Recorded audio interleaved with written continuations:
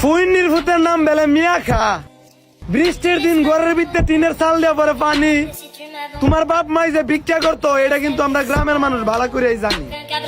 মাঞ্জা মুঞ্জা মাইরা টিকটক আইসা দেও বাপ, গলার মধ্যে একটা আইডি কার্ড লাগায় নিজের শিক্ষিত দাবি করো। আরে আমি জাইলা যা করছি তোমার মতো ডিগ্রি ভাষা তা করতে পারে নাই।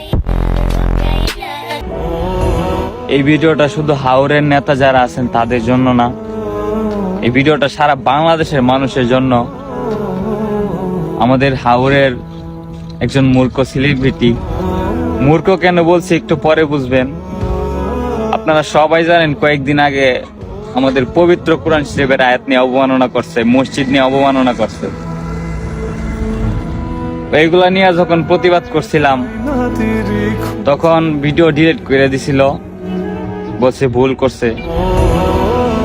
আবার কয়েকদিন আগে 16 ডিসেম্বরের দিন জুতা নিয়ে শহীদ মিনারের উপর ওইটা ভিডিও করছে।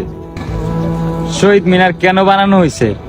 যারা দেশের জন্য প্রাণ দিছে তাদের প্রতি শ্রদ্ধা ভালোবাসা প্রকাশ করার জন্য শহীদ মিনার বানানো হয়েছে।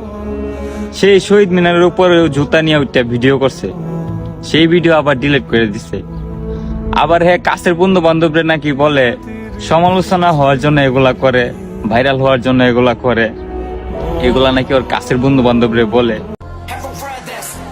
মানুষ আমার পিছে লাগবে না তো কার পিছে লাগবে? কারণ আমি যা করছি তা তোমাদের ব্র্যান্ডের মালও করতে পারে নাই। আমার নামের হ্যাশট্যাগের ভিউ 100 মিলিয়ন না, 200 মিলিয়ন না, 1000 মিলিয়ন, মানে 1 বিলিয়ন, যা বাংলাদেশের ভিত্তি আর দ্বিতীয়বার কেউ করতে পারে নাই। মানুষ তো আমাকে নিয়ে এই সমালোচনা করবে, স্বাভাবিক।